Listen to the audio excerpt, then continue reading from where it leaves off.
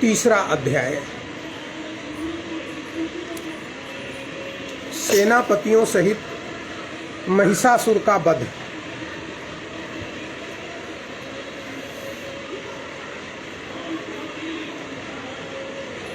जगदम्बा के श्री अंगों की कांति उदय काल के सहस्रों सूर्यों के समान है। वे लाल रंग की रेशमी साड़ी पहने हुए हैं। उनके गले में मुंडमाला शोभा पा रही है। दोनों स्तनों पर रक्त चंदन का लेप लगा है। वे अपने कर कमलों में जप मालिका, विद्या और अभय तथा वर नामक मुद्राएं धारण किए हुए हैं। 3 नेत्रों से सुशोभित मुखारबिंद की बड़ी शोभा हो रही है। उनके मस्तक पर चंद्रमा के साथ ही रत्नमय मुकुट बंधा है तथा वे कमल के आसन पर विराजमान हैं। ऐसी देवी को मैं भक्ति पूर्वक प्रणाम करता हूँ।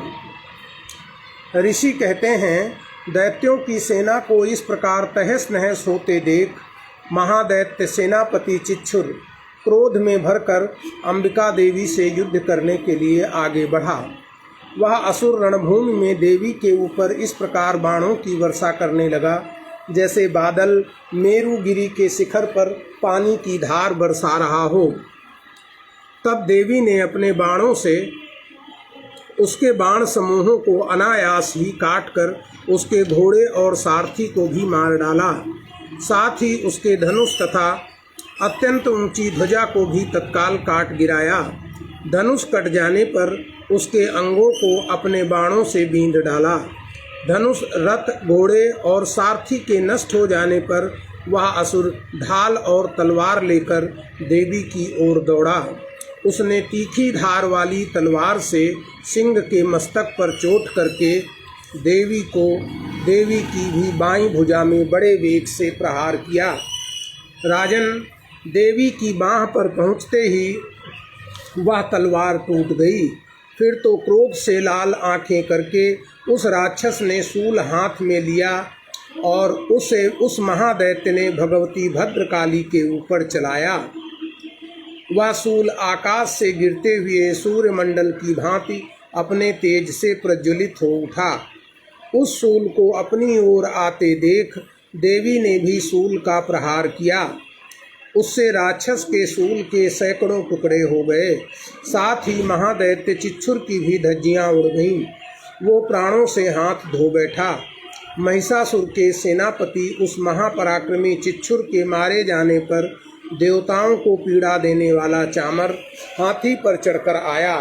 उसने भी देवी के ऊपर शक्ति का प्रहार किया, किंतु जगदम्बा ने उसे अपने हुंकार से ही आहत एवं निष्प्रभ करके तत्काल पृथ्वी पर गिरा दिया। शक्ति टूटकर गिरी हुई देखकर चामर को बड़ा क्रोध आया। अब उसने शूल चलाया, किंतु देवी ने उसे भी अपने बाणों द्वारा काट डाला। इतने में ही देवी का सिंह उछल कर हाथी के मस्तक पर चढ़ बैठा और उस दैत्य के साथ खूब जोर लगाकर बाहु युद्ध करने लगा। वे दोनों लड़ते लड़ते हाथी से पृथ्वी पर आ गए और अत्यंत क्रोध में भरकर एक दूसरे पर बड़े भयंकर प्रहार करते हुए लड़ने लगे। तदनंतर सिंह बड़े वेग से आकाश की ओर उछला और उधर से गिरते समय उसने पंजों की मार से चामर का सिर धड़ से अलग कर दिया। इसी प्रकार उदग्र भी शिला और वृक्ष आदि की मार खाकर रणभूमि में देवी के हाथ से मारा गया तथा कराल भी दांतों, मुक्कों और थप्पड़ों की चोट से धराशायी हो गया। क्रोध में भरी हुई देवी ने गदा की चोट से उद्धत कचूमर निकाल डाला। भिन्न पाल से वास्कल को तथा बाणों से ताम्र और अंधक को मौत के घाट उतार दिया। 3 नेत्रों वाली परमेश्वरी ने त्रिशूल से उग्रास्य, उग्रवीर तथा महाहनु नामक दैत्य को मार डाला। तलवार की चोट से बिडाल के मस्तक को धड़ से काट गिराया। दुर्धर और दुर्मुख इन दोनों को भी अपने बाणों से यमलोक भेज दिया। इस प्रकार अपनी सेना का संहार होता देख महिषासुर ने भैंसे का रूप धारण करके देवी के गणों को त्रास देना आरंभ किया। किन्हीं को थूथुन से मारकर, किन्हीं के ऊपर खुरों का प्रहार करके, किन्हीं को पूंछ से चोट पहुंचाकर, कुछ को सींगों से विदीर्ण करके कुछ गणों को वेग से, किन्हीं को सिंहनाद से, कुछ को चक्कर देकर और कितनों को निश्वास वायु के झोंके से धराशायी कर दिया। इस प्रकार गणों की सेना को गिराकर वह असुर महादेवी के सिंह को मारने के लिए झपटा। इससे जगदम्बा को बड़ा क्रोध हुआ। उधर महापराक्रमी महिषासुर भी क्रोध में भरकर धरती को खुरों से खोदने लगा और अपने सींगों से ऊंचे ऊंचे पर्वतों को उठाकर फेंकने और गर्जने लगा। उसके वेग से चक्कर देने के कारण पृथ्वी क्षुब्ध होकर फटने लगी। उसकी पूंछ से टकराकर समुद्र सब ओर से धरती को डुबाने लगा। हिलते हुए सिंहों के आघात से विदीर्ण होकर बादलों के टुकड़े टुकड़े हो गए। उसके श्वास की प्रचंड वायु के वेग से उड़े हुए सैकड़ों पर्वत आकाश में गिरने लगे। इस प्रकार क्रोध से भरे हुए उस महादैत्य को अपनी ओर आते देख चंडिका ने उसका वध करने के लिए महान क्रोध किया। उन्होंने पास फेंककर उस महान असुर को बांध लिया। उस महासंग्राम में बंध जाने पर उसने भैंसे का रूप त्याग दिया और तत्काल सिंह के रूप में वो प्रकट हो गया।